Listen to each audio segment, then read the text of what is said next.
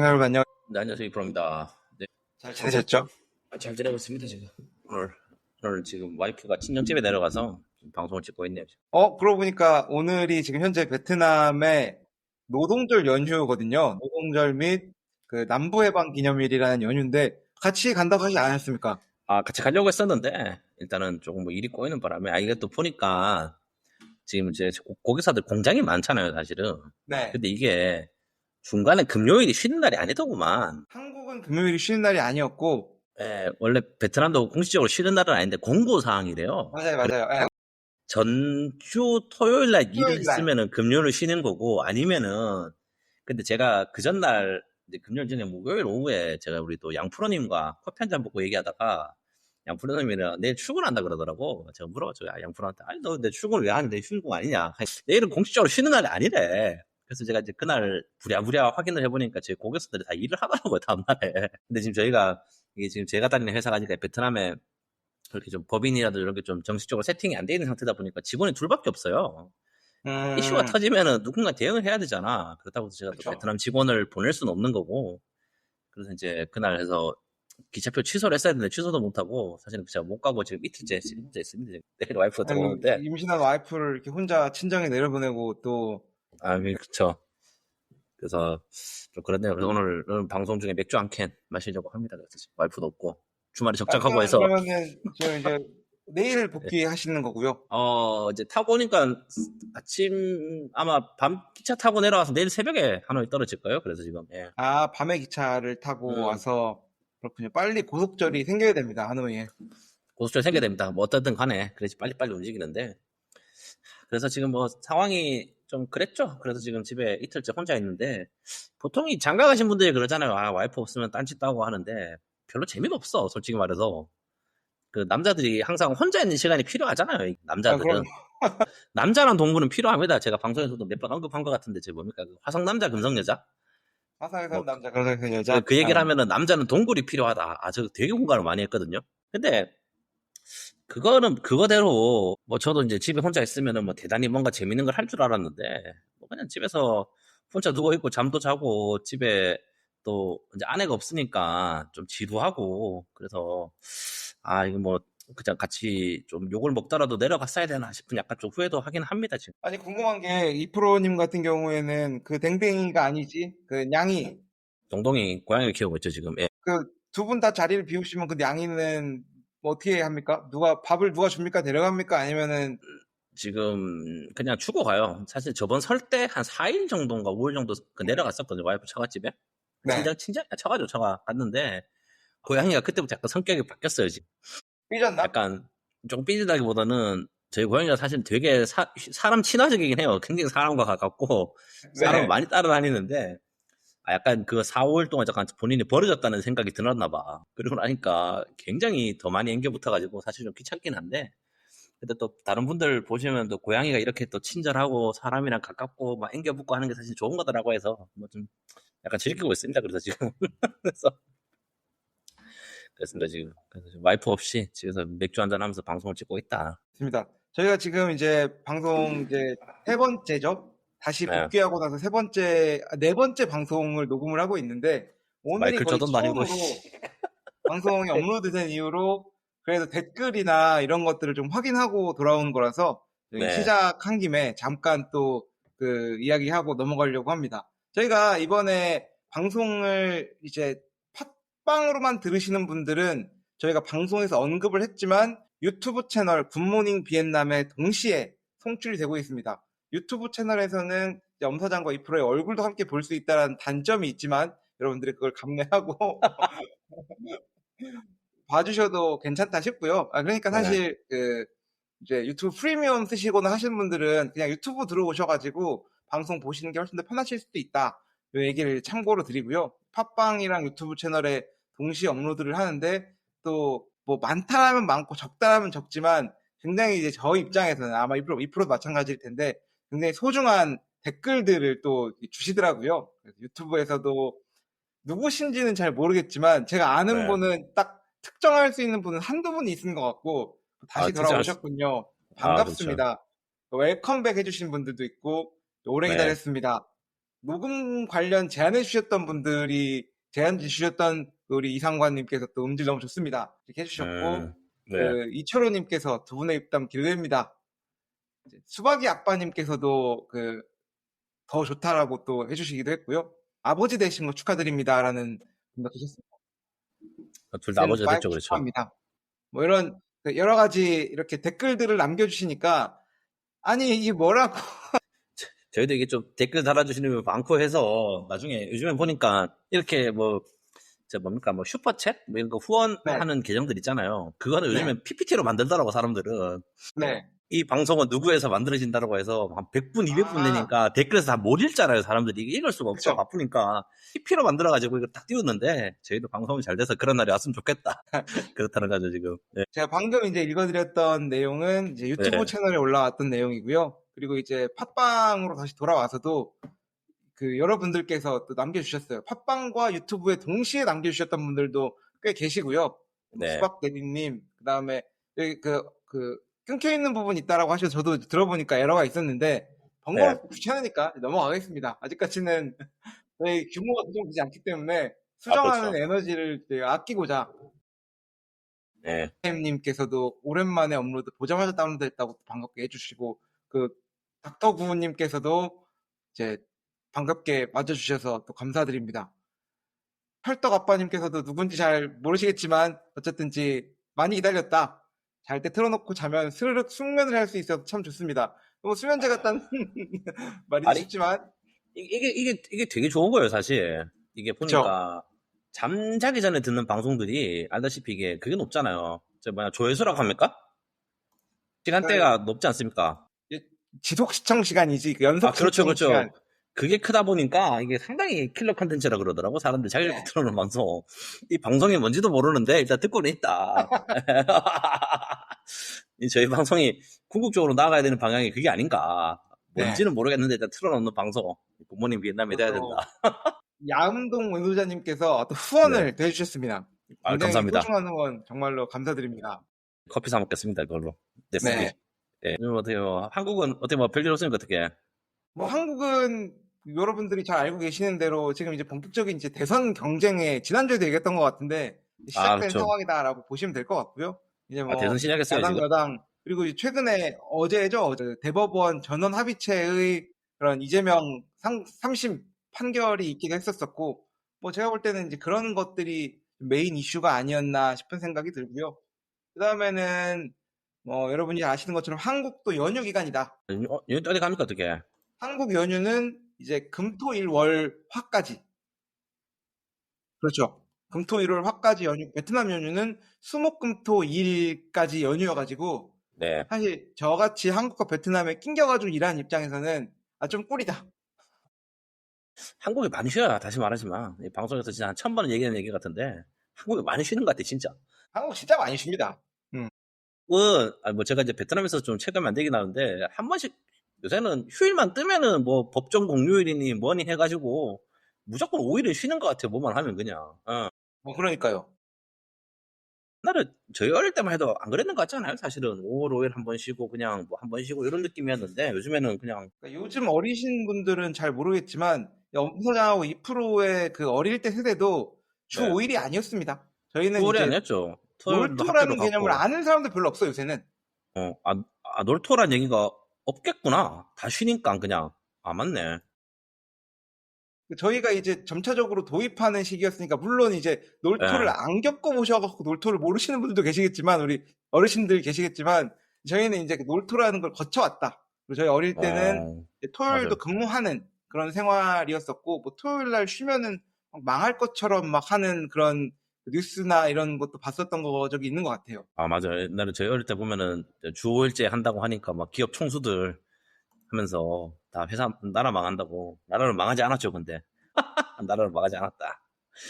요즘 한국은 주 4일 얘기 없어요, 지금 참. 주 4일 얘기 참. 주 4일 얘기가 있습니다. 주 4일 얘기가 공식적으로 있는 거라기보다 일부 기업들이 이제 주 4.5일을 도입하겠다. 주 4일에 대해서 시범 도입하겠다. 이런 얘기가 있는데 근데 제가 생각할 때 주 4일은 조금 너무 간 것 같아요. 아, 이게 이제 당신의 이제 입장이 바뀌었던 얘기인 거죠. 이제 피고용인 입장에서 이제 고용인의 입장으로 바뀌니 이제 하루 슈킹하는 게 이제 보기 싫다는 얘기 아닙니까? 사실 이게 지금. 그게 아니라 사람은 우리 또 천지 창조하실 때 6일 동안 일하고 하루 동안 쉬게 만들어 놨는데 예. 이 4일 동안 일하고 3일 동안 쉬면은 이게 또 돈도 못 모으고 이게 쉽지 않습니다. 이게 선자리가 달라지니까 사람이 바뀐다. 항상 말하지만 이게 이제 사람을 돈을 주고 부리다 보니 이제 하루 쉬는 게 이제 마음에 들지 않는다라고 저한테 얘기는 하는데.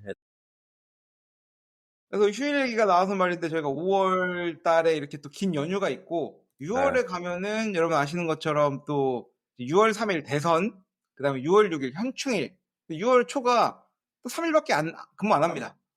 또 쉬워요? 그럼요. 한번 느끼지만 대한민국이 어떻게 경제 발전이 일어나 이렇게 휴일이 많은 나라에서 진짜 저도 뭐 피고용인 입장이긴 한데 진짜 한국은 많이 쉬는 것 같아요. 베트남 같은 경우에는 이제 내일까지 쉬고 나면은, 그러니까 5월 4일까지 쉬고 나면은 9월 초까지, 5월 달이 이제 휴일 없고요, 6월 없고요, 7월 없고요, 8월 없고요, 4개월 동안 이제 쉬어가야 되는데, 진짜 한국, 없어요. 지금. 대한민국 참 아름다운 나라. 너무 좋습니다. 부럽습니다. 그래도 뭐 한국을 잊지 못하니까 지금 뭐 다른 거 뭐 한국은 뭐 그게 뭐 제일 핫한 이슈겠네요. 지금 사실 대선이 뭐 가장 중요한 이슈고 6월 초고 저번에 제가 했었죠. 재외 국민 투표 제가 신청했다고. 예. 네, 말씀해 주셨죠. 저도 투표를 할 거다. 베트남의 근황에 대해서 얘기를 하자면은 최근에 제가 그 식당을 가봤다. 흑백 요리사에서 나오신 분이 국밥집을 냈더라고. 곰탕집을 서호에 냈어요. 서호에. 그 얘기 그래서 들었는데 누굽니까? 뭐 장호준 뭐 이런 것 같은데. 장호준. 저도 사실 흑백 요리사를 안 봤거든요. 그 넷플릭스 구독해야 되니까 안 봤는데 그분이 거기서 뭔가 맹활약을 펼친 분이에요? 아니면은 뭐 조기 탈락을 하신 이런 분입니까? 맹활약을 펼치지는 않았던 분입니다.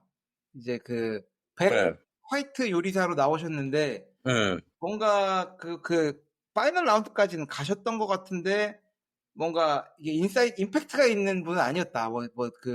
저기 그래요? 또라이나 저 또라이라는 캐릭터 누구냐? 나오거든. 뭐 또라이랑 저기 누구 최연석 뭐저 셰프, 에드워드인가 뭐 그 외국인 그치. 아저씨랑 그런 사람들이 이제 거의 주인공급이 그런 사람들이었고. 그래요? 약간 엑스트라까지는 아니고 좀 비중이 있으신 분인 거죠, 그럼? 비중이 제로는 아니고 비중이 있습니다. 그래서 그래요? 흑백 요리사에 이분 나왔다라는 건 웬만한 분은 또 다 본 사람은 알 수는 있지만 무슨 요리를 했었다 하는 임팩트는 딱 남진 않는 그런 느낌인 것 같아요. 그래서 제가 저번 주에 이제 방송 주제 겸해서 와이프랑 사실 식당 갔다 왔거든요. 네. 일단은 뭐 어떤 음식을 파냐면 약간 곰탕 이런 거 팔고 갈비찜, 곰탕 그리고 약간 무슨 약간 수육 전골 이런 거 팔거든요. 그리고 평양냉면을 팔더라고. 평냉을 팔아? 제가 처음 먹어봤어요. 평양냉면이라는 음식을. 이 북조선의 기계가 느껴지더구만 먹고 나니까 이게 진짜 보면서 이렇게 심심하냐. 아무 맛이 없더구만요 보니까. 아니 진짜 굉장히 신기한데 예, 제가 언제냐면요. 예, 지난 화요일 날 예. 5월 29일 날 태어나서 처음으로 저도 평양냉면을 먹었습니다. 먹어봤어요? 5월 29일. 지금 이제 야, 3, 4일밖에 안 된 거야. 4월 29일 날 한국에서는 또 평양냉면 하면은 또 그 뭐 3대 평양냉면집이라고 하는 을밀대라는 곳에서 먹었는데 예, 맛있어요? 본점은 아니고 그 저기 지점이죠. 강남에 있는 데서 이제 먹었는데 저희 직원이 평양의 광팬이에요.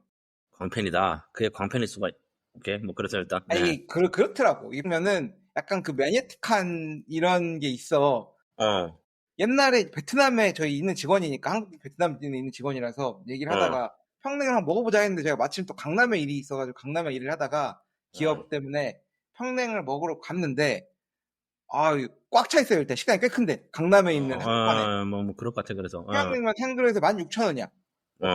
비싼데?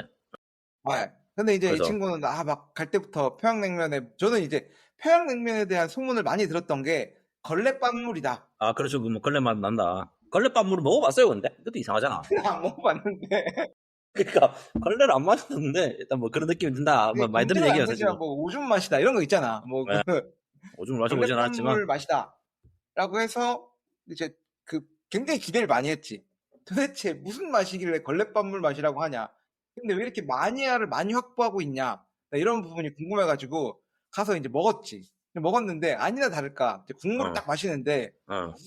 이게 왜 걸레밥물이라고 하는지 알 것 같은 거지. 그래요? 그러니까 무슨 맛인지 잘 모르겠으니까. 저도 무슨 생각이 들었냐면 저 거기서 평양냉면을 처음 먹어봤으니까 이 메뉴 있길래 시켜보고 두 번째가 무슨 저기 수육 전골 이런 거 시켰거든요. 음. 평양냉면은 제 입에는 아무 맛이 안 나요. 그냥 뭔가 고기를 약간 그런 느낌이 잠깐 물을 끓일 때 그 양지를 한 3초 정도 담갔다 빼면 이 맛이 나는 것 같아. 그 와이프도 똑같은 얘기를 하더라고. 아무 맛이 안 난다 이건 음식이. 이거는 그냥 그러니까 맛이 있고 없고를 떠나가지고 그냥 맛이 안 나더라고. 그럼 이제 와이프는 농담 삼아 한 얘기가 이제 북조선이 이렇게 가난하냐. 육수도 못 내가지고 이제 고기를 담갔다 뺀 것 같다.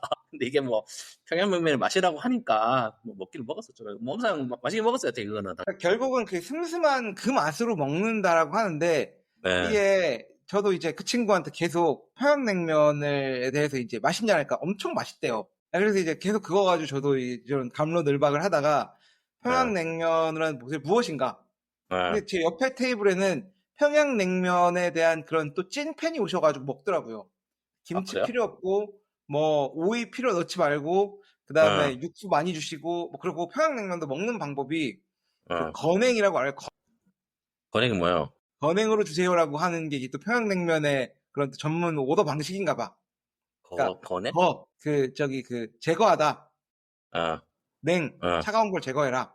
그러니까 냉면인데 살얼음을 안 띄우는 거야. 그러니까 그 얼음이 육수 얼음이더라도 결국은 이게 수분 함유가 이게 그 육수 온도보다 많으니까 이게 녹으면은 안 그래도 슴슴한 게 더 슴슴해지니까 그 얼음을 띄우지 말고 오리지널 육수를 넣어라라는 게 이제 건행으로 주라고 해서 건행을 먹었고요. 어쨌든 이제 평양냉면을 먹으면서 제가 느낀 게 이게 도대체 무슨 맛인가? 맛이 없진 않았어. 이 메밀면이 함흥냉면보다 면이 맛있었고요. 맞아. 메밀면 주더라. 그거는 좀 신기했어요. 네. 개인적으로. 국물 맛이 그냥 그 먹는데 그 동치미 국물 같은 그런 그 톡 쏘는 맛도 없고 그렇다고 함흥냉면 같은 그런 그 감칠맛이 저는 굉장히 부족하다고 생각했는데 이건 우리의 입맛이 굉장히 자극적으로 길들여졌기 때문에 그러지 않나 싶은 생각을 하긴 합니다. 근데 이게 내가 지나고 나서 이 비싼 16,000원짜리 평양냉면 이 슴슴하고 걸레밥물이라고 하긴 좀 뭐하지만 그렇죠. 굉장히 뭔 맛이 잘 안 느껴지는 도대체 이 면을 사람들이 왜 이렇게 많이 먹나 궁금해가지고 공부를 했지 이제 집에 공부까지 해야 오는 돼? 차 안에 1시간 넘게 진짜 평양냉면에 대한 그 나무 위키와 댓글들을 이렇게 읽어보고 그 블로그 후기들을 쭉 보고 오는데 뭐 유네스코 문화유산 이런 데도 올라온 것 같더라고. 뭐야? 뭐 그러니까 갖다 전 붙이면 되는 세계적으로 차갑게 먹는 면 요리가 없대요. 잘 없어요. 그래서 와이프가 냉면을 되게 싫어하거든요. 근데 결혼하고는 냉면을 먹어 이상하게.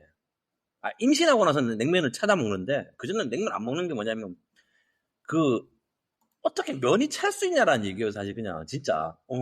뭐 평생 그렇죠. 상상도 못 해봤다라는 얘기인 거예요. 그냥 이게 있잖아. 면이 차다라는 거에 대해서는 그게 호불호를 떠나가지고 그냥 상상도 못한 음식이다라는 게 사실은 이제 와이프의 개인적인 의견이었고 예전에는. 네. 그러니까 아마 그래서 그럴 이제 수도 있죠. 그 평양냉면이 왜 이렇게 위대한가 하는 거에 대해서 이 고기 국물을 차갑게 만드는 거는 이게 말이 안 되는 엄청난 테크놀로지가 필요하대요. 네. 일단 들어봅시다. 일단 나 좀 말이 안 되는데 뭐 들어봅시다. 그래 고기 국물을 이제 내 생각이 그렇다는 게 아니라 이제 그렇대요. 고기 국물을 사실 뜨겁게 해가지고 기름기가 쫙 뜨게 해가지고 뭔가 감칠맛을 더하는 거는 전 세계 어디나 누구나 다 할 수 있는데 이 고기 국물을 차갑게 해서 막 이렇게 시원하게 마실 수 있는데 그게 이제 뭔가 그 슴슴한 감칠맛이 돌게 하는 이 기술이 이게 굉장히 위대한 기술이라네. 근데 그러면서 내가 신기했던 경험이 뭐냐면은 분명히 먹을 때 내 그 같이 갔던 직원은 국물까지 다 비웠고요. 저는 분명히 면은 다 먹었지만 국물은 반쯤 남겼다. 마시긴 했지만 막 맛있다고 꿀꺽꿀꺽 마시진 않았다. 왔는데 이게 집에 가는 길에 그 먹었던 이 슴슴한 걸레밥물 같은 평양냉면이 다시 먹고 싶어지는 거야. 이거는 그 두 가지 이유가 있었는데 이게 내가 느낀 게 어떤 맛인지 기억이 잘 안 나가지고 다시 확인해보고 싶은 거 한 가지가 하나가 있는 거고 그리고 이렇게 평양냉면을 빨아제끼는 사람들 평양냉면 빠들이 쓴 글들을 보니까 내가 그 사람들에게 좀 빙의하고 싶은 것도 있고, 그러니까 내가 뭐, 생각할 때 평양냉면에 대해서 정의해보는 거는 닥터페퍼 증후군이라고 아십니까? 알죠. 개인적으로 닥터피플 닥터페퍼 좋아하거든. 증후군 같은 거야. 그러니까 나는 뭔가 특별한 사람이다. 저도, 이거 저도 좀 조심스러운 얘기인데, 비슷하게 느낀 게 뭐냐면, 일단 저는 음식을 되게 잘 먹거든요. 진짜 이상한 음식까지 잘 먹어요. 이상하다 표현하면 그런데, 뭐 진짜 저는 한국에서 나오는 음식은 못 먹는 거 없고, 뭐 속된 말로 뭐 홍어니 뭐니 이런 것도 다 잘 먹어요. 제가 되게 좋아하는 음식이고.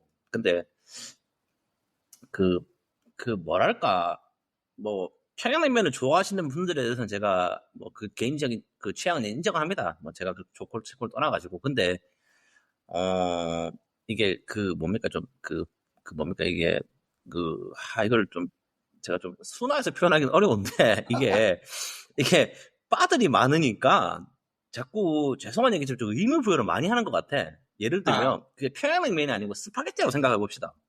당신이 뭔가 국물 있는 스파게티를 먹었어요. 소바를 먹었다 치자 그래. 일본의 소바나. 아무 맛이 안 나. 그러면 식당에서 미안한 얘기인데 욕을 하고 나와요, 사장한테. 이런 맛이 안 나는 음식을 파냐. 죄송한 얘기예요, 진짜 이거. 근데 이상하게 평양냉면은 사람들이 그거 가지고 분석을 해. 이게 왜 맛이 이렇게 나고. 이걸 몇 번을 먹어봐야 되는데, 죄송한데, 저는 15,000원, 2만 원 주고 밥을 먹는데 그거를 맛을 분석하기 위해서 10번씩 트라이를 하고 싶지 않아요, 개인적으로는. 평양냉면 다 그런 느낌이더라고, 먹는데. 면은 맛있어. 메밀면은 좀 신선하긴 하더라, 개인적으로 진짜 먹어보니까. 근데 저도 국물을 먹는데, 국물이 이게 맞아? 맞아? 아무 맛이 안 나니까. 근데 이제 저도 찾아봤어요, 당신처럼. 두 번, 세 번은 먹어야지 맛이 난대. 그러니까 그런데 진짜 죄송한데 그거를 평양냉면이 아니고 일본 소바집에 가서 제 동경에 소바집에 갔는데 소바 맛이 아무것도 안 나는데 일본 사람이 와가지고 5번을 먹어야지 네가 참맛을 느낀다라고 하면은 그 15,000원짜리 음식을 쉽게 사 먹을 수도 없을 것 같거든, 개인적으로. 음, 조금 이상하지만 제 입장에서는 조금 뭔가 좀 괴물 같은 음식이었어요, 평양냉면 이런 음식을 처음 먹어보니까. 그래서 저는 먹으면서는 재방문 네, 의사가 있냐고 했을 때 없다라고 했는데 없다고 했는데 돌아가면서 저도 평양냉면에 대한 공부를 하다 보니까 네, 이거 평양냉면 다시 한번 내가 먹어봐야겠다. 그러면서 이 맛을 좀 분석하고 음미해봐야겠다는 이 프로가 말한 생각을 똑같이 했고요. 한 번 더 먹어보고 결정하고자 제가 생각을 했습니다. 사실 이제 말하면 근데 당신 인생에 음식을 공부하고 먹은 적이 없다니까. 진짜 그러니까 먹었을 때 맛있으면 먹는 거고. 맛있어 먹는 거야. 뭘 자꾸 분석을 해. 제가 마침 그 전날 이제 감자탕을 먹었어요. 점심에 소위 말하는 왕갈비탕 이런 거 해서 그렇죠. 먹었는데 그 감자탕에 감칠맛이 있잖아. 그 MSG 그렇죠. 맛이긴 한데 훌륭하죠. 고기 국물에다가 그 뜨끈한 뭔가 계속 음, 마시고 싶고 뭔가 땡기는 그 국물 그렇지, 맛이 그렇지. 있어서 맛있게 먹었단 말이야.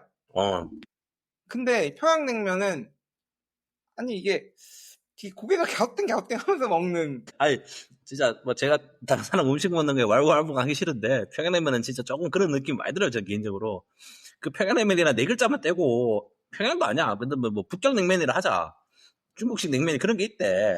여기 뭐 북경에서 파는 거 진짜 아무나 안 사 먹어요. 그러면 진짜 아무 사람도 좀 그러면 하겠는데 사람들이 이만큼 매니아층이 없다. 자꾸 이게 그래서 뭐 제가 이 말할 못인지는 모르겠지만 좀 개인적으로는 좀 기괴한 음식이었고 뭐 일단 말씀드리면 조금 더 말씀드리면 그래서 일단 식당 얘기를 하죠. 제가 간 식당.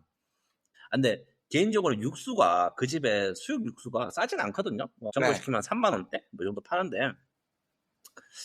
그 MSG 맛이 덜 나요. 음. 그래서 와이프는 조금 호불호가 있더라고. 약간 긴가민가 해. 근데 바꿔 말하면은 그 평양냉면이라는 음식을 냈고 이상한 제가 다음에 나중에 그 곰탕 같은 걸 한번 먹어보려고 하는데 한 13,000원짜리 고기 올라간 그 약간 뉴욕에 유명한 집 있잖아요. 미슐랭 원스타 뭐 하동관인가 그 스타일 곰탕 네. 같아 보니까 그걸 한번 먹어보고 싶은데 제 느낌이 뭐냐면 그래도 나름 사장님이 국물에는 자신이 있으니까 이런 메뉴를 냈다는 생각이 들었어. 첫 번째로는 MSG 맛이 덜 나는데 나름 맛있다, 먹을만 하다라는 얘기 자체가 그래도 나름 자기는 이제 셰프고 요리사니까 이렇게 이제 공부를 뺐다라는 느낌이 들어서 좀 깔끔한 맛이 나더라고. 근데 이제 두 번째로 좀 뭐 제가 걱정할 건 아니지만 위치가 너무 이상해요, 개인적으로는. 음. 위치가 지금 하노이에 지금 공사하고 있는 비싼 아파트 있잖아요, 까만색 아파트. 거기 서 오른쪽에 서 있는 오른쪽에 있는 그 옆에 있어요, 가게가. 그 야외로 약간 깔아놓고 꽝안이라고 꽝안 쪽에. 스테이크집 있고 뭐 이런 분위기 그 좋은 카페 분위기인데 브런치집 있고 한텐 그런데 근데 이제 좀 궁금한 게 뭐냐면 한국 분들이 지금은 뭐 어쨌든 간에 여기 가게를 오픈하셨으니까 멀리서 찾아와서 식사를 하시더라고. 근데 거기가 한인타운에서 거리가 알다시피 많이 멀거든요. 거기는 많이 10분, 최소 멀어요. 30분 이상 가야 됩니다. 30분은 가야 돼요. 그런데 이제 거기를 왜 내셨까라는 사실 좀 의문이 드는 게, 사실은 그 위치가 뭐냐면 제가 기억하는 여기는 한국식 조개찜을 팔고 뭐 삼겹살을 팔고 뭐 이런 집들이었단 말이에요. 야외에서 뭔가 이렇게 좀 와이드한 데서 분위기 즐기면서 먹는 그런 동네예요. 서울 근방이기 때문에. 근데 거기서 국밥집을 하셨더라고. 그러니까 이제 와이프도 계속 이제 얘기를 하는 게, 도대체 이 음식점을 여기 왜 냈지라는 얘기가 계속 얘기를 하는 거예요. 사실 이 여기는 그 베트남 사람들이라든지 서양인들이 많이 오는 거리가 첫 번째고, 그러니까 두 번째, 그런 사람들이 즐기는 음식이 굳이 평양냉면과 국밥은 아닐 거란 말이에요. 곰탕은 사실 이게 좀 그렇죠. 생소한 음식은 아니잖아요. 이게 좀 이게 뭔가 좀 프렌들리한 음식은 아닌데, 근데 굳이 거기에 가게를 내신 게 좀 개인적으로 좀 퀘스천 마크가 들더라고요. 보면서 가격 사실 그 규제를 되게 크게 위치가 그 냈었어요. 뭔가 예. 그 글로벌한 위치긴 하잖아요. 거기 무슨 뭐 어디 그 지중해 식당도 있고 남미 아, 식당도 그렇죠. 남도 있고 있고, 그러니까 맞아, 그 막 그런. 원 오브 더 식당으로 이렇게 포지셔닝을 한다라고 하면은, 그러니까 글로벌 타겟으로 하면은 맞을 수도 있는데 그러니까 글로벌 어, 타겟이 될 만한 건 아니지 않나 싶은 생각이 그렇죠. 들면은 이게 좀 에러가 있죠. 한국 사람들이 거기까지. 왜냐면은 뭐 잘 내셨으면 좋긴 한데, 좀 위치 자체는 좀 예를 들면 진짜 퀘스천 마크가 좀 들긴 했어요. 글로벌 타겟으로 하려면 사실은 뭐 지금 당장 돈을 벌고 싶으면은 거기서는 뭐 조개구이나 삼겹살을 구워야 되는데, 야외에서 혹시 그걸 국밥을 거기가 모르겠습니다. 저도 지금 뭐 이게 이 식당이 잘 되면은 이제 제가 해안이 없는 건데, 그러니까 제가 봤을 때는 그 위치가 맞는지는 좀 사실 의문이긴 하더라고. 거기 왜 내셨는지는. 그래서 일단 궁금한 건 그분이 계셨습니까? 없어요. 보니까 그분은 약간 왔다 갔다 하시는 것 같아. 한국인 매니저가 계시는 것 같고, 그거 아닐까. 베트남 직원분들 서빙하고 있고, 뭐 김치랑 이런 건 맛있긴 하더라. 예. 엄청 뭐 특별하게 맛있다기보다는 진짜 딱 그 식당 맛이 좀 덜 나요. 그래서 나쁘지 않았다, 개인적으로는. 예. 약간 그렇고, 뭐 그게 지금 뭐 좋습니다. 최근에 베트남의 근황이었죠. 지금 최근에 갔다 온. 쓸데없는 얘기 너무 많이 한 것 같은데, 아, 중요합니다. 평양냉면이 우리 방송보다 중요한 얘기는 사실 이거 철진한 어그로긴 한데, 지금이라도 끌어봐야죠. 아니 그래서 베트남에는 뭐 이슈거리가 없습니까? 뭐 이슈거리는 그게 답니다. 그 갔던 거랑 뭐 최근에 또 들었던 재밌던 얘기가, 여기도 출산율이 줄어서 군대를 또 다시 많이 가야 된대요. 지금 예전에는 베트남이 뭐 좀 이게 뭐 도시에 살거나 이제 뭡니까 저기 뭐 대학교로 간다거나 이러면은 사실 이제 군대를 면제를 시켜줬잖아요. 여기도 베트남이 그렇죠. 보통 시골 사람들이 갔는데, 요즘 여기도 대학 진학률이 너무 높아지고 이제 젊은 인구가 사람이 줄어다 보니까 이제 이걸 좀 통제를 한다. 옛날만큼 좀 이게 기준을 유하게 잡지 않고 보고 이제 조금 자격증 되시면 군대를 보낸다 그러더라고. 그래서 얼마 전에 들었던 재밌는 얘기가, 이제 병무청에서 뒷돈을 옛날보다 많이 받는데, 음, 베트남은 병무청에서 뒷돈을 좀 받으면은 이제 군대를 빼주거든요, 사실.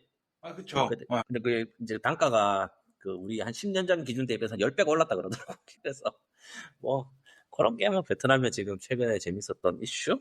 뭐 잠깐만, 제가 몇 개 있었는데, 예, 그거랑, 아, 그리고 하나 있는 게, 그 귀신의 집 없어졌어요, 지금. 아, 나 저도 갔을 때 어, 봐가지고, 거기 뭘 없어졌습니다. 찍고 있던데? 그 지금 뭐 중국 건설사가 뭔가 짓던데, 뭘 짓는지 모르겠지만 지금 거기 짓고 있어요. 지금. 그래서 저희 귀신의 집이 뭐냐면은, 저희 예전에 방송에서 나왔던 그 베트남의 유명한 300김바였나 그게? 예. 300기 맞습니다. 거기가 이제 그 옛날에 귀신이 나오는 동네다라고 해서 이제 저희가 방송도 찍고 여러 가지 했었는데, 거기 지금 닫았다. 다시 말씀드리지만 자본주의는 그 귀신보다 무섭다. 이제 그 그래서 뭐 그 위치를 지금까지 그 공터로 놨던 것도 신기했는데, 지금 거기 공사 시작했더라고. 보니까 지금 당신 사무실 근처니까 봤을 거 아니야, 근데 지금. 아, 그럼요. 왔다 갔다 하면서 봐서, 여기 귀신의 집에 지금 뭔가 건설이 되고 있길래 궁금했던 찰나였습니다. 예, 아, 그런 것 같다 지금. 그래서 지금 그게 지금 뭐 베트남 근황입니다. 일주일 동안. 일주일 만에 하려니까 별로 뭐 얘기는 없고. 네, 오늘의 그 인트로는 여기까지 하는 걸로 하고요. 네, 잠깐 쉬었다가 본론으로 다시 들어오겠습니다. 들어가시죠. 본론으로 하여튼, 들어왔습니다. 네, 본론 들어왔습니다. 오늘 방송 주제는 뭡니까? 오늘 방송 지금까지 주제는 저희가 지난번에 언급 좀 했었었는데요. 베트남의 네. 학교 이야기죠, 학교. 학교. 사실 이거 뭐 뭐 한국의 학교 이야기도 관심을 가진 적이 없었고 그냥 학교를 다녔다 뿐이긴 한데, 그렇죠. 아, 요즘에 그래서 지금 요거는 베트남 방송할 거고. 아, 근데 얼마 전에 이게 진짜인지 아닌지 모르겠는데, 아, 이거 이제 충격적인 얘기 들었어요. 이게 지금 보니까 뭡니까? 뭐가 이게 충격적인? 그 우리 지인 중에 한 네. 명이 지인분이 한국에서 사교육 굉장히 큰 회사에 다니거든요. 자기 친구가 네. 다니고 있어. 술자리에서 묻다 보니까 예를 들면 우리 예전 기준으로 있잖아요. 지금 서울대를 가려면 1등급이 아니고 1%가 가는 거였잖아 사실. 그죠? 뭐 1등급은 무조건 서울대로 1등급을 받아야 되고, 근데 이제는 좀 서울대에서도 취업 안 되는 과 같은 경우도 수능에 2등급 나와도 갈 수 있대. 아, 그래요? 그리고 최상위 학과 학생들이 이제 한국인 기준이 바뀐 게 첫 번째 다 의대로 빠지고, 음. 그 다음에 이제 좀 취업 잘 되는 과들 있지 않습니까? 어디 공대, 왜 IT 이런 쪽 다 빠지고, 이제는 서울대 예를 들면은 뭐 제가 서울대를 비하하는 건데 제가 서울대를 갈 수 없는 사람이었기 때문에, 근데 이제 예를 들면은 취업이 안 되는 학과들 있잖아요. 문과 쪽 이런 데는 우리가 생각하는 것처럼 뭐 2등급이라는 숫자가 수능 점수에 나와도 이거 제가 진짜인지 아닌지 모릅니다. 저는 수능 안 친지 오래돼가 그렇긴 한데 서울대는 취업이 들어갈 수 있다 그러더라고. 아, 이게 뭐 그 입학사정관 이런 겁니까? 아니면 수능으로도 이렇게 뭐 등급이 여러 가지가 있겠죠. 내신 뭐 점수는 여러 가지 뭐든지. 아, 보겠지만, 그리고 이제 특히 이제 사람들이 조금씩 줄어들기 시작하잖아요. 이제 그 신입생들 숫자가 줄다 보니까, 그러다 보니까 서울대를 갈 수 있는 최상위권 대학을 갈 수 있는, 물론 그 중간에 여러 가지 과정이 있을 거예요. 뭐 입학 사정관도 있을 거고 뭐 수시도 있을 거고 여러 가지가 있을 건데, 그냥 단순 수능으로 계산했을 때는 우리 대학교 때보다는 들어가기가 쉬워졌다 그러더라고. 이게 영향이 크대요. 진짜로 생각보다 한국에서 의대 쏠림 현상이 생각 이상으로 많이 심하대.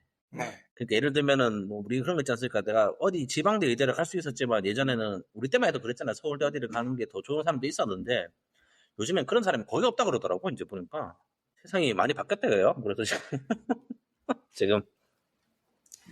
그래서 지금 그래서 뭐 오늘 방송은 뭡니까 이제 베트남의 학교, 어떻게 이 사람들이 학교를 가나, 몇 년을 다니냐, 이런 좋게 뭐 그런 대략적인 학교 교육 과정에 대해서 한번 이야기를 해보자라는 게 오늘 방송 주제고요 지금. 예. 이제 저희도 이제 부모님이 됐기 때문에 사실 이제 학교에 대해서 좀 민감하죠. 그럼요. 그러니까 당신은 능력 있으면은 조카를 미국에 유학을 보내고 싶습니까? 아니면 서울대를 보내고 싶어요? 내 자식이 아니라 조카입니까? 당신 자식. 아, 그러니까 내 자식을 서울대를 보낼 것인가 아니면 뭐 예를 들면 미국에 보낼 것인가 능력이 된다고 했을 때. 뭐 저는 이제 그 미국을 보낼 것인가 서울대를 보낼 것인가보다 중요한 거는 그 네. 서울대에 가는 그 이유와 미국에 가는 이유를 좀 알아야겠죠. 예를 들면 같은 공부를 원해. 예를 들면 내가 뭐 IT든 뭐 과학이든 사이언티스트든 그 같은 공부를 할 건데 미국에서 하는 거랑 한국에서 하는 거랑 뭐 예를 들면 똑같은 여건인데 네. 미국에 훨씬 더 그러니까 누가 봐도 나은 선택이면 미국으로 가라고 할 것 같고 근데 뭐 고려해야 할 게 많지 않겠습니까? 재정적인 것도 고려를 해야 되고 하겠지만 뭐 저는 이제 그 여건이 닿고 본인이 원한다면은 해외로 가는 게 더 좋지 않나 생각을 해봅니다. 해외로 나간다. 저도 좀 이제 고민이 많아지고 있어요. 사실은 저도 이제 와이프가 베트남 사람이고 자식이 태어나면 이제 이걸 어떻게 키워야 될지 사실 고민이 되긴 해요. 얘를 진짜 한국 학교로 보내야 되나, 한국인처럼 키워야 되나, 베트남 학교로 보내야 되나. 음, 사실은 좀 고민이 많긴 한데 시간이 지나면서 좀 애가 크다 보면은 좀 견적이 나오겠죠. 제가 봐도 이 친구는 그러겠죠. 이걸 소화할 수 있는 영향이 되겠구나 싶으면은 뭐 외국이나 한국 학교로 보내는 거고, 안 돼 싶으면 베트남 사람처럼 키워야 되는 건데, 참 뭐 이런 좀 부모 된 입장으로는 좀 이게 좀 이제 좀 슬슬 고민이 되는 단계가 왔고, 저희도 이제 그래서 이번 방송을 준비하게 됐다라는 건데, 뭐 전체적으로는 저희가 이 방송은 뭡니까 저희 챗GPT와 이제 딥시크를 통해서 예, 일단 만들었다는 걸로 하고, 조금 뭐 오류가 있는 부분도 있을 수 있겠지만 재미로 봐주셨으면 좋겠다. 좋습니다. 베트남에 네. 그 일단은 유치원을 보낼 계획입니까? 유치원은 보내야죠. 그리고 근데 이제 베트남도 유치원이 종류가 워낙 많아요. 사실은 이제 외국계 유치원도 있고 한국 유치원도 있고 저기 뭐 베트남도 사립 유치원이 있고 공립 유치원이 있고 막 이런 게 있더라고요 보니까. 근데 와이프 같은 경우는 뭐 자세하게 얘기까지는 안 해봤지만 그래도 베트남 기준으로는 좀 공립 유치원을 좀 더 선호하는 것 같고, 여기서 말하는 사립 유치원이라는 게 진짜로 뭐 외국 뭐 영어 가르치고 그런 비싼 유치원들 제외하고 있지 않습니까? 그래서 지금 저희 집 앞에 지금 유치원이 들어서고 있어서 와이프는 좀 좋아하고 있어요. 사실 애가 좀 크면 길 건너면 바로 그 자리에 있기 때문에 그냥 거기는 보내도 되겠다 싶어가지고 고민을 하고 있고, 좀 고민을 하고 있긴 해요. 저도 이제 뭐 한인 유치원을 보내야 되는지 그냥 베트남 유치원을 보내야 되는지는 뭐 조금 더 애를 키워봐야 아는 얘기겠지만, 근데 좀 뭐 한국 유치원 같은 경우는 사실은 좀 비싸요. 사실 되게 들어보니까 이게 뭐 월에 한 80만 원, 거의 100만 원 돈 한다 그러더라고. 그렇게 하겠죠. 예. 그러니까 이제 물론 뭐 제가 돈을 잘 벌면 좋겠지만 돈을 잘 못 번다고 하면은 좀 부담스러울 수도 있을 것 같고 해서 그건 좀 고민 중이에요. 저는 그래서. 예. 그래서 뭐, 오늘의 방송은 이제 이프로님께서 쭉 끌고 가실 네. 건데, 주제가 뭡니까? 학년이나 아니면 뭐 교육제도, 교육열, 뭐 이런 식으로 될 텐데, 전체적인 구조를 한번 얘기해 주시고, 천천히 첫 구조를 얘기할 단계부터. 거예요. 일단 뭐 시작하시죠. 그래 좀 더 들어가면 일단 첫 번째 뭐 베트남은 조금 이제 12년 과정이더라고요. 보니까 학교가 한국처럼 유치원을 제외하고 나면은 이제 초등학교, 중학교, 고등학교까지 해서 한국도 12년이잖아요. 사실 이게. 한국 10년이죠. 그러니까 이제 12년 기준으로 해서 여기는 이제 보통 이제 만 6세부터 시작을 해서 11살까지. 한국보다 1년이 빠른 셈이라고 볼 수 있겠, 빠르죠. 1년 좀 빠른 거죠. 여기는 베트남은. 네, 만 6세부터 해서 만 6세면은 한국으로 치면 7살이죠. 이게 맞죠? 7살. 그렇죠. 7살이죠. 그래서 초등학교 교육은 5년을 하더라고요. 이게 보니까. 네. 한국은 6년이잖아요, 사실. 네. 1학년에서 5학년까지 해서 이제 11세까지 초등학교 교육을 하고, 이제 두 번째가 이제 여기가 중등 교육이라 가지고 이걸 두 개를 나누더라고. 한국은 중학교, 고등학교가 있는데 중등 교육 같은 경우가 이제 두 가지로 나누는 거죠. 첫 번째가 이제 한국으로 치면은 이게 뭡니까? 저 중학교인데 이걸 이제 초급 중학교 이런 식으로 부르더라고요. 그렇게 해서 이제 6학년부터 9학년까지 이제 만 11세부터 15세까지 해서 4년 동안 이렇게 이제 그 중학교를 다니고, 이제 보통 중학교라는 게 이제 고등학교죠. 이제 그게 이제 10학년부터 12학년까지니까 3년을 하더라고요. 이게 15세부터 18세까지 하고, 이제 여기서 이제 뭐 대학교를 갈 생각이 있거나 시험을 통과한 사람들 같은 경우는 고등교육, 이제 고등교육 기관이라는 게 이제 그 한국으로 치면 대학교까지 진학을 하는 형태로서 이렇게 진행을 하고 있습니다. 이게 프랑스의 교육제도 같은 경우는 찾아보진 않았는데 이게 지금 프랑스 교육제도에 좀 영향을 받았다라는 걸로 해서 지금 아무래도 이게 베트남이 프랑스 쪽에서 이제 식민지 생활을 오래 하다 보니 이제 그런 좀 영향을 받은 것 같아요. 전문 용어로 이제 한국은 그 633으로 네. 돼 있고, 베트남은 이제 543으로 된다. 543으로 되어 있다라는 거고. 543이 훨씬 더 뭔가 이쁜 것 같아. 그래요? 아, 근데 왜냐면 한국이 좀 초등학교가 좀 긴 것 같지 않아? 그러고 보니까 초등학교 왜 이렇게 그러니까 길어야 돼? 왜 이렇게 길어야 돼? 지금 근데 생각하면. 이게 한국도 어. 마찬가지고 베트남도 마찬가지고 공통적인 거는, 저희가 중학교 가서 중학교 1학년이라고 안 하고 요새 그럴걸요? 7학년? 책 자체가 7학년 나와 이제 한국은? 그렇게 나올 거예요, 아마.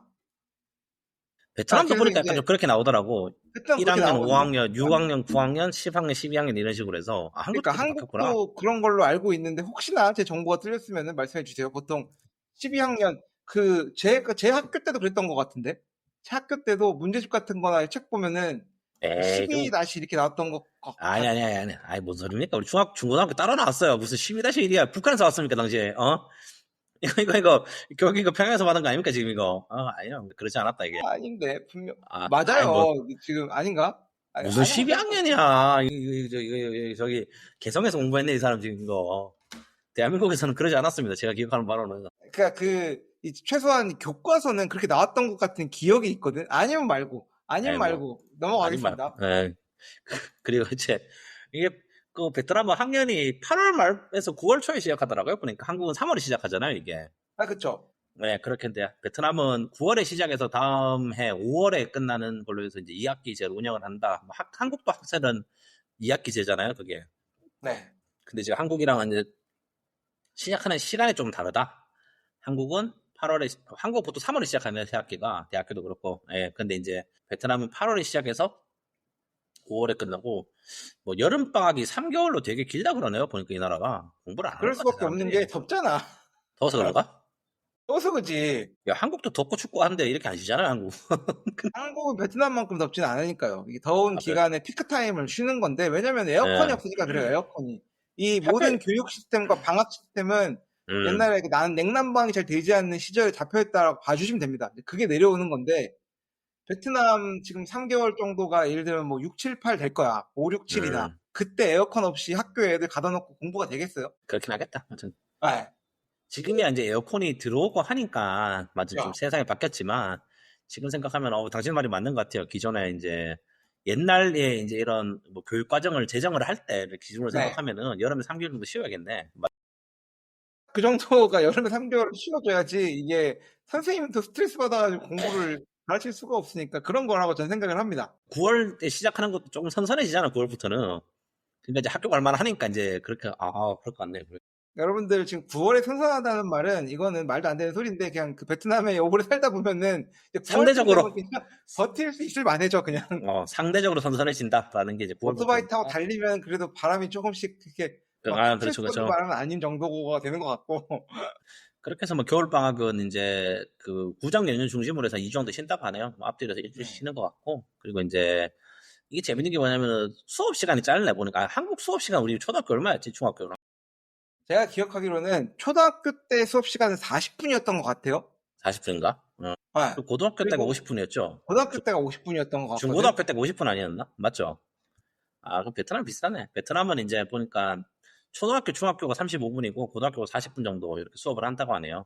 여러 가지 좀 뭐 소수 민족이나 장애가 있거나 하면은 뭐 유급을 할 수도 있고 뭐 늦게 갈 수도 있고 한다는데 이렇게 지금 베트남은 기초적으로 일단 간단하게 말하면은 뭡니까 그 543 이렇게 해서 12년 과정으로 해서 일을 하고 있다. 그렇게 해서 지금 베트남이 또 뭐 학구열이 사실은 좀 좋은 이게 좀 높은 나라잖아요. 베트남이 동남아 국가라든지 이런 거에 비해서 그렇다 보니까 이게 보니까 베트남 베트남 학구열은 그냥 한국하고 비교하는 것 같아요. 한국 학부모들이 가지고 있는 학구열, 교육열 네, 이런 거랑 제가 볼 때는 비슷했으면 비슷했고 더했으면 더했지 부족하진 않다. 네. 그리고 특히 이게 영향이 있는 게 제 생각인데 사견이긴 하지만 이 유교 영향을 많이 받아서 좀 그런 것 같아요. 보니까 베트남 같은 경우도 한국으로 치면은 뭐 국자감 이런 게 베트남도 지금 유적지가 남아있잖아요. 그렇죠. 예.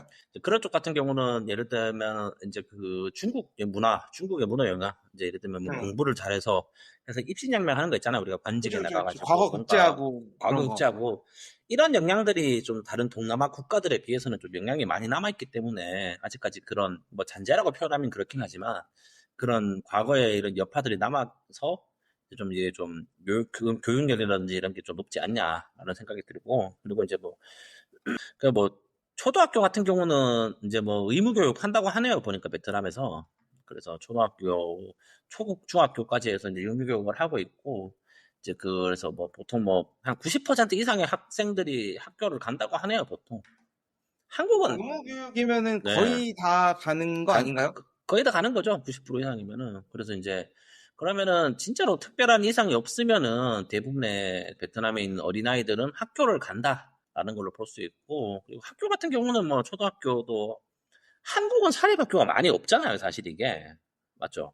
한국은 초등학교 사립학교는 진짜 적은 것 같아요. 많지 않죠. 그렇죠. 근데 베트남은 보니까 이게 좀 그 공립학교나 사립학교가 있어서 공립학교는 뭐 알다시피 이제 정부 예산으로 운영되는 거고 사립학교 같은 경우는 이제 뭐 그런 지자체라든지 아니면은 저 뭐 외국에서 나온 교육기관들 있지 않습니까? 뭐 대표적으로 한인 학교로 사실은 외국 학교잖아요. 사립학교가 어떻게 보면 그렇죠. 한인 그렇죠. 국제학교라고 하는데 국제학교 아, 개념이나 초등학교 개념으로 해서 그리고 뭐 많은 국제학교들이 그런 좀 사립학교라든지 그런 재단이나 아니면은 이제 그런 외국 관련된 이제 그 외국 국제학교들 같은 경우가 이제 많이 늘어나고 있다라는 거고 초등학교 같은 경우는 보니까 공립학교는 그게 없네요 보니까 그 뭐 시험이 없네 보니까 학교에 아예 시험을 테스트를 안 보는 겁니까? 중간고사, 기말고사?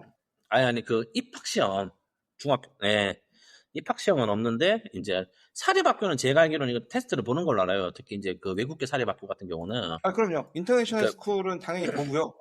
특히 이제 국제학교 같은 경우는 면접을 보더라고요, 보니까. 이제 뭐 전화라든지 이런 화상 면접이라든지 이제 대면 면접 통해서 예를 들면 이제 초등학교에 들어 입학하려는 학생들 같은 경우가 이 수업을 따라갈 수 있냐, 어느 정도 수준이 되는 테스트를 해서 뭐 그 한 3, 4년 전에 한번 대란이 있었잖아요. 한국 사람들 많이 늘어나고 학생들 많이 들어가는데 이제 한인 학교 이제 캐파가 모자라서 애들이 막 유급을 했다, 막 이런 얘기도 들은 것 같은데. 제가 그 최근에 이제 한인학교와 관련해가지고 이제 보내려고 했던 분을 만나서 좀 음, 얘기를 들어보니까 저도 네, 원래는 뭐 베트남의 한인학교 뭐 알긴 알지만 뭐 입학 경쟁이 얼마나 치열한지 이런 걸 잘 모르고 살았거든요. 그런데 네, 이제 최근에 베트남에 계신 한 분을 만났어요. 근데 음, 이제 그분이 자녀들이 다 한국에 있었어. 그렇죠. 뭐 다 초등학생이었던 것 같아요. 근데 네, 세 명인데 뭐 1, 3, 5학년 뭐 이 정도 됐던 것 같아. 근데 이제 베트남으로 원래는 혼자 와가지고 사업 자리 잡으셨고, 이민을 올 요량으로 3명 다 학교를 어플라이를 했대요. 자녀 셋을 다. 한인국제학교. 그렇죠. 한인국제학교에 어플라이를 해서 어떻게 하기로 했냐면은, 이제 와이프분께 한국에 계시고 본인은 이제 베트남에 있으니까 셋 다 어플라이를 해서 한 명만 되면은 한 명이 베트남에서 키우고 2명은 한국에서 키우고 2명이 되면 둘 다, 3명이 되면은 온 가족 이민을 할 생각으로 어플라이를 했대. 네. 근데 셋 다 떨어진 거야. 그래요? 네.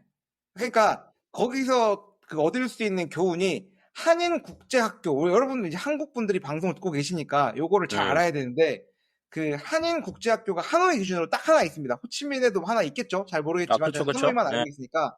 하노이에는 그 어디야, 골드마크 시티 있는 거기 뭐라고 하죠? 그 지역이? 네, 그 동네 있습니다. 박드리암 쪽인가?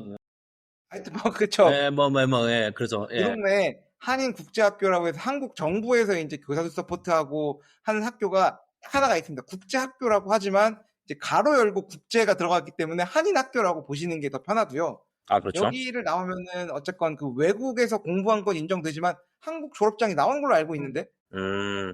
졸업장 나올 거야, 아마 그게. 예, 예, 맞아요. 그게 전하게 될 겁니다, 그게 나중에. 한국에서 오피셜하게 인정되는 교육을 하고 있는 걸로 알고 있어요. 그런데 거기서도 이제 당연히 언어는 이제 인터내셔널로 교육을 하고 하는데, 이게 그 소위 말해서 입학하는 거, 그러니까 학령이 돼가지고 1학년으로 입학하는 거는 굉장히 높은 확률로 입학이 된대요. 근데 전학, 한국에 있다가 온다거나 아니면 뭐 이따 온다는 그거를 어떻게 하냐면은 대강당에다가 모아놓고 정확하게 그 로또 추첨 기계를 돌려가지고 한다더라고. 그래요? 이거 돌아가지고 하는데 그 현장이 흡사 진짜 로또 당첨이 내지는 우리 그 저기 카지노에서 이거 룰렛 돌리는데 터지면 이제 와 하는 그런 분위기가 형성이 된다라고 해요. 근데 기가 딱 막혀요. 어플라이 셋 다 떨어졌다는 거. 근데 그분이 제가 네. 뭐 누구라고 말은 못하겠지만 이 굉장히 파워풀한 분이시거든요. 그러니까 뭐 그러니까. 인맥이나 아니면 영향력이나 그래요? 현지에 있는 그런 한인학교 뭐 이사회나 이런 아니 청와대 인맥, 들어봐. 청와대 인맥 아니잖아. 청와대 하는 사람 아니고, 청와대 인맥 아니, 이런 거 아니다니까. 높으신 분들과 그러니까 청와대 인맥은 아니지만 그러니까, 최소한 하노이에 있는 그 권력자들과의 네트워크가 가지고 계신 강력하다. 그런 분이신 걸로 제가 알고 있는데, 예. 그걸 제가 여쭤봤죠. 아니 그런 이 네트워크 풀 내에서 어떻게 뭔가 힘을 쓸 수 있는 부분이 있지 않겠냐라고 하니까, 그거는 저기 저기 누가 와도 안 된다. 안 예를 되죠. 들면 이제 뭐 어디 입사하는데 뭐 최태원 회장의 손자가 와도 걔는 그렇게 안 된다. 뭐 약간 뭐 이런 느낌인 거지. 오늘 인트로에서 SK텔레콤 사건을 빼먹고 넘어가긴 했는데 끝날 때 잠깐 하고 오는 걸로 하고요. 그래서 이제 그런 비리가 전혀 없답니다. 하노이 학교에 입학하는 거에 대해서는 그거는 그 어떤 방법을 써도 물론 뭐 대통령의 사돈이 오거나 뭐 하면 될 수도 있겠지만 기본적으로는 굉장히 공정한 추첨을 통해서만 입학을 할 수 있다. 그래서 저한테 하신 말씀이 만약에 베트남으로 다시 돌아올 계획을 하거든 무조건 그러니까 그러니까 국제학교 보내면 상관없지. 한국 사람들에게 있어서의 선택권이 많지 않습니다. 돈 많으시거나 아니면 학교 회사에서 지원을 해주면 국제학교 가겠죠. 국제학교 학비 여러분들이 잘 아시나 싶지만 뭐 연 3만 불, 4만 불, 5만 불 합니다. 웬만한 사람 회사에 멍멍 써야 돼요. 여기는 진짜. 그러니까 이게 쉽지 않고요. 그럼 국제학교를 갈 수 없다라고 하면은 또 그 다음 옵션은 이제 가장 좋은 게 한인 국제학교죠. 한인국제학교. 그 다음에 그게 또 안 되면 이제 로컬 국제학교, 그 베트남 국제학교를 가는 방법도 있긴 있지만 그것도 사실 추천되는 방법은 아니고 한인 학교에 가야 되거든. 한인 학교는 제가 알고 있기로는 뭐 연 3,000불 정도 하는 걸로 알고 있어요. 정확하지 않습니다. 네, 맞아요. 뭐 그 정도 한다라고 알고 있으니까 한국인 무상교육인 거에 비하면 비싼데 이거는 뭐 감당 못할 수준은 절대 아니고 충분히 감당할 만한 수준인데 결국은 이제 그 전학으로 오는 거는 거의 그 굉장히 높은 확률을 뚫어야 되니까 입학을 해야 된다. 입학은 높은 확률을 할 수 있다라고 하는데 그 입학과 관련해 가지고는 제가 이제 저희 그 있지 않습니까? 우리 박 실장이라고. 박 실장을 통해서 전해 들었는데 한인 국제학교지만 거기에 보내고 싶은 사람은 한국인 부부가 낳은 한국 자녀가 있을 거고 그리고 예를 들면 2%처럼 한배 커플이 낳은 자녀들도 일단은 국제학교에 갈 수 있는 그런 재정적 보유 능력이 있지 않으면은 결국은 1순위로 노리는 게 한인 국제학교란 말이에요. 그렇죠. 왜냐하면 대부분의 한배 커플들이 자녀를 한국 교육, 한국인 위주로 교육을 시키니까. 그렇잖아요, 아무래도. 그렇죠. 근데 이게 또 아빠가 가정교육에 적극적으로 임하지 않거나 아니면 교육 환경이 한국 위주가 아니라 전형적으로 엄마 위주로 형성되거나 엄마 아니면 내니, 도우미 위주로 형성이 되고 이제 그런 그 친정집에 많이 관련이 그렇죠. 돼가지고 베트남 위주로 교육이 되는 경우 같은 경우에는 8살이 됐는데 그러니까 우리가 말하는 한국어에 대한 정상적인 교육을 시킬 수 있는 수준이 안 되는 경우가 많았대요. 그래서 많이 떨어졌어요, 사실 그것 때문에. 아, 맞아요.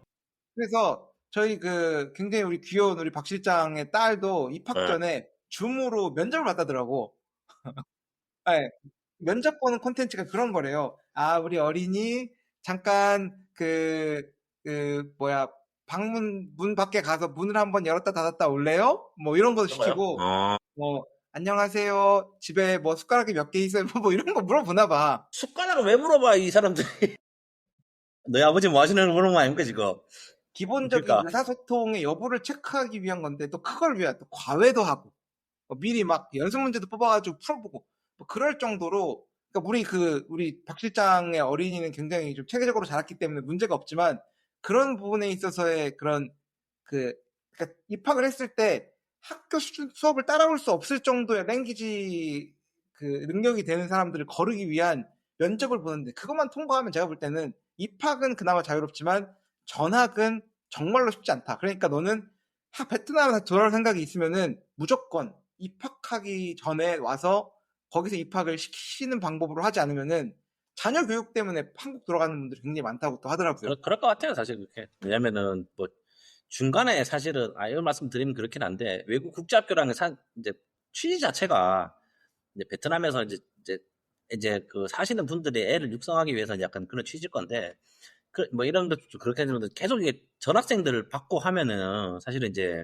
좀 기존에서 여기서 좀 거주를 오래 하신 분들이 좀 피해를 볼 수 있는 겁니다, 상대적으로. 그러다 보니까 뭐 한인 학교 입장에서는 좀 공정성 문제 때문에 좀 전학보다는 기존에 사는 사람들 위주로 먼저 티오를 채우고 넘어가는 식으로 좀 커리큘럼을 짰지 않나 싶긴 하네요, 그쪽에서는. 네. 그래서 이 방송을 들으시는 정보 관계자가 있으시면 한인 학교를 네. 하나 더 지어줘라. 아니, 수요가 얼마? 이만큼 있으면 공급만 해주면 되는 거 아닌가? 그게 돈과 그 문제가 아닐까 싶어요. 정부 라이센스 문제가 아닐까 싶긴 한데, 예. 뭐 복지가 여러분이 하나 뭔가 지어주면 좋긴 한데, 예. 어른들의 사정이 있지 않을까 싶은데 잠깐 그렇죠. 그 한인 학교와 관련된 이슈로 넘어왔었고요. 다시 또 네. 쭉 진행 그래서 부탁드리겠습니다.